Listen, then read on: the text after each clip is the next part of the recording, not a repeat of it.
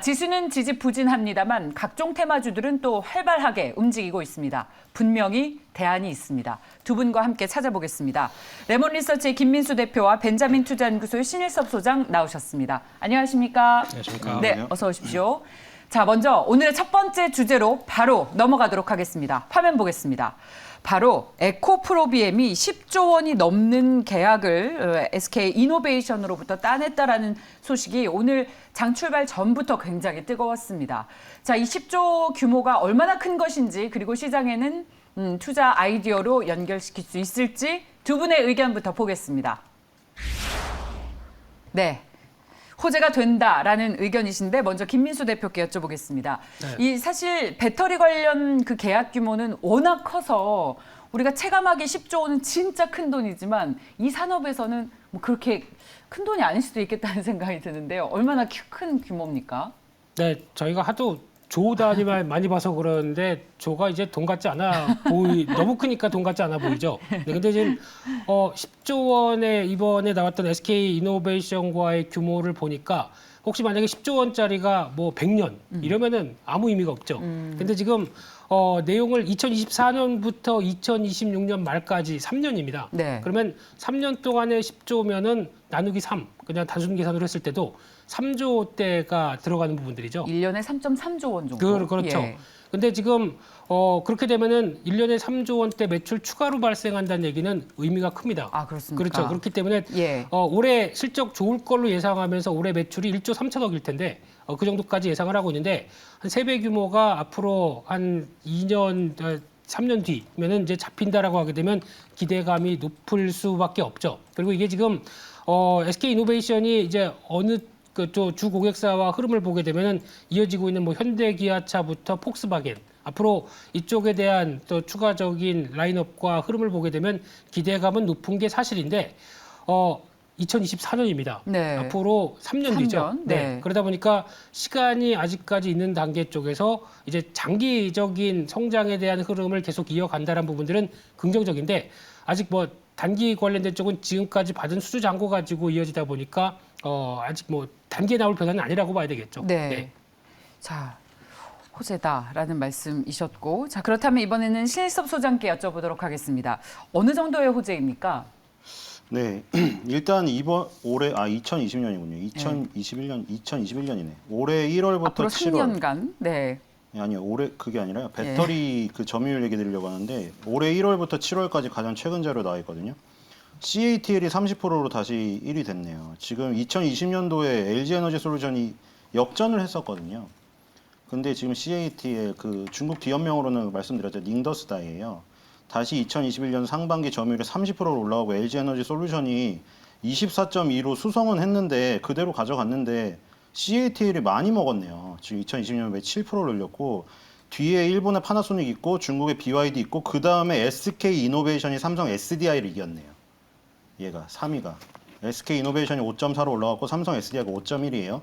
우리나라 배터리 3사 합쳐봤더니 밸류체인 우두머리부터 보는 거죠. 또 29, 34 세 개를 합치면 1위예요. 3사를 합치면 1위예요. 근데 오늘 그 에코프로비엠은 양극재 업체잖아요. LG 에너지 솔루션하고 파트너가 포스코 케미칼이고요. 삼성 SDI 파트너가 에코프로비엠이에요. 이렇게 동맹 관계가 형성되어 있어요. 3위, 4위인 LNF랑 코스모신 소재는 골고루 납품해요. 이렇게. 특히 혈연 관계가 강한 데는 아까 말하는 거예요.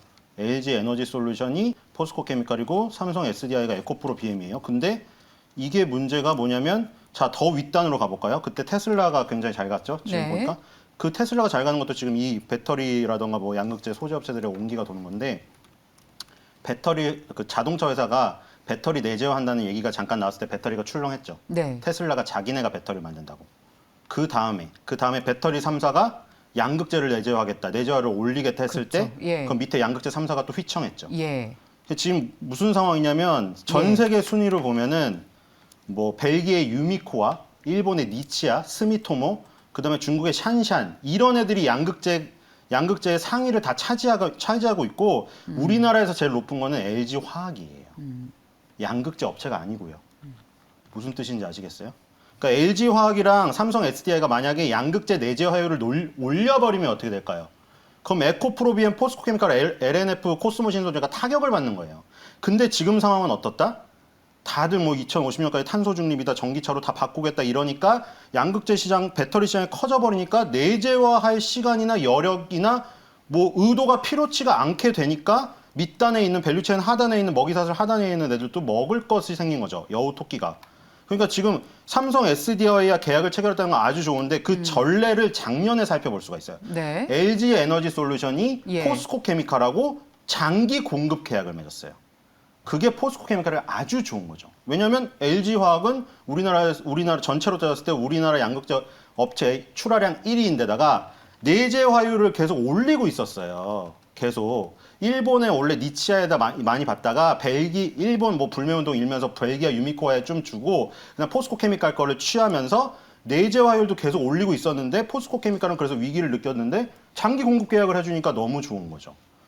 이번 연도에 똑같은 상황이 발생했어요. 삼성 SDI와 에코프로 BM이 합작사를 설립한 게 있었잖아요. 에코프로 EM이라고.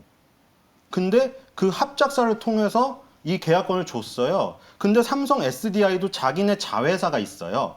아직도 있어요. 네. 지금 거기로 내재화율을 높이고 있어요. 네. 그러니까 어쨌든 내재화율을 높이고 있는 거는 다 자회사를 통해서 하고 있는데 예. 양극재 회사들이 죽지 않을 만큼 지금 파이가 커니까 양극재 회사에게도 살 기회가 있는 거예요. 근데 이제 나중에 이게 포화 상태가 되면 자회사에 밀어주면서 양극재 회사가 무너지겠죠. 무너질 위험도 있겠죠. 근데 예. 지금은 그런 상황은 아니고 예. 삼성 SDI가 에코프로 EM이라는 합작사를 통해서 에코프로 BM과 장기 계약을 맺으니까 지금 일단 안심을 한 거예요. 안심이 되는 상황이죠. 그러니까 좋은 거예요. 항상 밸류체인 하단에 있는 을의 입장에서는 장기 공급 계약을 맺어주면 가백에 고맙죠. 그리고 사업이 안정적일 수가 있고 그러면 공장 증설을 할 수가 있죠. 장기 그쵸. 공급 계약이 되어 있으니까 네. 맘 놓고 공장 증설을 하겠죠. 근데 예. 이게 안 되어 있으면 내재화 하겠다. 너네 벨기에 회사도 있고 일본 회사도 있는데 왜 너한테만 줘야 돼? 네. 이러면서 갑질을 하면서 이렇게 되는데 지금 장기 공급 계약이 떨어졌다는 거는 을의 입장인 에코프로 BM에게 아주 좋은 상황이죠. 에코프로비엠과 SK이노베이션의 10조 원 규모의 양극재 계약 체결로 앞으로 SK이노베이션이 잘못 말고. 예, 저는 SK이노베이션인데 SDI라고 말씀하신 겁니까? 아, 잘못 말했네. 네. 네, 여러분 착오 없으시길 바랍니다. 그래서 이 SK이노베이션의 조지아 공장 등 대부분을 커버하는 규모인데 말씀하신 것처럼 미국 내에 신규로 공장을 신설할 수 있는 어떤 가능성이 생겼습니다. 자, 그렇다면 투자 전략을 본격적으로 세워보도록 하겠습니다. 대표님, 네. 에코프로비엠은 오늘 관련 호재가 나오면서 주가가 잘 가고 있는데 이 함께 수주를 체결한 SK이노베이션은 왜 이 호재를 못 받는 겁니까? 직접적으로 SK 이노베이션 호재가 아니죠. 아, 그렇습니까? 예, 그냥 수주 내용만 본다고 하더라도 예. SK 에코프로 BM이 당연히 어떤 수주를 당사자이기 때문에 커질 걸로 보여지고 있는데 그만큼 SK 이노베이션도 앞으로 이런 이제 변할 수 있는 그러니까 수주와 함께 변할 수 있는 여력들이 크다는 걸 얘기를 하고 있는 상황들이긴 하고요. 그리고 또 하나 SK 이노베이션이 지금 전략적으로 꿈꾸는 게 지난 이제 포드죠. 포드사의 전기 트럭 F150 예, 이렇게 알고 있는데 F인가요? 예, 이쪽으로 알고 있는데 이쪽이 네.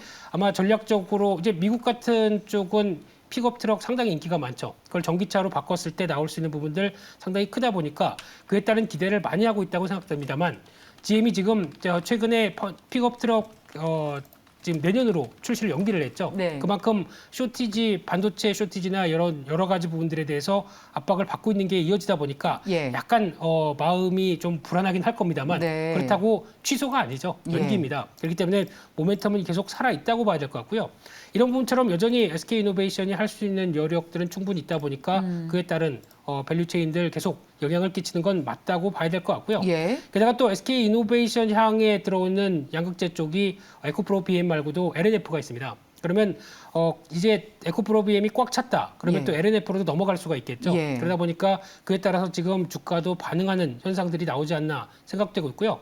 또 분리막 쪽이 있죠. 예. SK이노베이션이다 보니까 SKI 테크놀로지도 당연히 이런 큰 수혜를 받을 수 있을 것이다. 그렇습니다. 그쪽인데 하지만 그래도 아직까지는 가장 또 원가의 큰 비중을 차지하는 게 그 양극재다 보니까 여기서 지금 반응은 일단 호재로 나오긴 하겠지만은 예. 앞서 말씀드렸듯이 좀 장기적이다라는 부분들 쪽에서 아마 주가는 오늘 강하게 반영을 했고 약간 이 흐름을 이어가게 되면은 오늘은 약간 음봉 패턴이 나올 가능성이 높겠죠. 맞습니다. 네. 지금 음봉입니다. 상승 탄력이 좀 둔화되면서 음봉 네. 나왔습니다. 7%의 상승인데요. 네. 계약 내용을 보다 보니까 예. 아직은 좀 시간이 있구나 이런 그렇군요. 생각들이 들 거고. 예. 근데 지금 기조로 봤을 때 신고가 저 위에서 음봉을 떡 이어지다 보니까 네. 고민이 많은 거죠. 네, 혹시 갖고 계신 분들만의 영역이라고 봐야 될 상황들이고 예. 또 하나는 36만 원짜리 주식을 뭐 개인분들께서 맘대로 사기가 예. 좀 힘들죠. 예. 네, 그래서 아마 이런 패턴이라고 하게 되면 적어도 갭상승에 따른 부담감이나 아니면 또 단기 이격을 좀 조절할 가능성이 있기 때문에 지금 뭐 신규로 들어간다고 하더라도 여기서 제가 무슨 말씀을 드린다고 하더라도 잘 안 먹힐 것 같고요. 아, 그렇습니까? 한 35만 원대 밑으로 자리가 들어왔었을 때 그때 비로소 이제 전략이 나오지 않을까 싶은데 근데 지금 앞서 말씀드렸듯이 1조 원대 넘는 매출을 갖고 있는 회사가 앞으로 장기적으로 뭐 3, 4조는 더 들어올 수 있겠다라고 예. 하게 되면 당연히 호재이기 때문에 제가 보기에는 지금 7조, 8조 대에서 왔다 갔다 하는 시총이 뭐 10조 대까지 들어가는 것은 큰 문제는 없겠다라고 예. 생각하지만 당장이 아니죠. 예. 서서히 들어갈 가능성이 높다라고 바라보고 있습니다. 2차 전지 같은 경우에는 오히려 이 대부분 배터리 소재 업체들이 계약을 체결하면 이 중장기 계약을 체결하게 되죠. 네. 그런데 이런 소식이 나온 걸 보니까 이 한국 배터리 소재 업체 전반에 대해서 비중을 확대해야 하겠다. 이런 투자 의견을 더욱 강하게 갖게 하는 그런 뉴스였습니다. 그래서 이렇게 주가가 빠지면 오히려 이제는 매수 기회를 좀 타진해야 할까라고 여기게 되는 대목인데 시간은 좀 걸릴 것이다. 하지만 구체적으로 35만 원 선에서는 신규 매수를 좀 고려해보고 있다라는 말씀으로 정리를 해주셨습니다. 소장님께 여쭤보고 싶은 것은요. 이 에코프로비엠이 쏘아 올린 공이 오늘 이 폐배터리 관련주로도 온기가 좀 이동을 하는 것 같습니다. 이 폐배터리 재활용 테마로도 매기가 좀 이동을 하면서 영화테크, 파워로직스, 코스모화학과 같은 종목군들도 오늘 상승을 나타내고 있는데 어떨까요? 테마주의 입장으로 봤을 때 네. 어떻게 해서 해석을 하면 좋겠습니까? 일단 아까 혼란이 있으실 수 있어서 다시 잠깐 정리를 할게요. 제가 에코프로비엠과 삼성 SDI 얘기를 한 건 삼성 SDI와 에코프로비엠이 오래된 밀월 관계이기 때문에 얘기를 한 거고 예. 오늘 계약 체결은 SK이노베이션을 했잖아요. 근데 아까 여기 표를 보시면 5.4%로 SK이노베이션이 삼성 SDI를 누르고 올라갔어요. 이렇게 되면 어떻게 되는 거예요? 에코프로비엠은 삼성 SDI를 꽉 잡고 있는데 에코프로 EM이라는 회사를 통해서 SK이노베이션까지 먹은 거예요. 그러니까 네. 에코프로 BM의 시장이 엄청 커졌다는 거죠. 예. 네, 이렇게 정리가 되는 거고 예. 마지막에 지금 다른 걸 볼게요. 자, TCK 이거 갑자기 왜 보여드리나 하겠죠. TCK. 갑자기 이걸 왜 보여드릴까? 이걸 잘 보세요. 반도체주 삼성전자 한창 좋았을 때 그 다음에 반도체 부품주 다 돌아갔죠.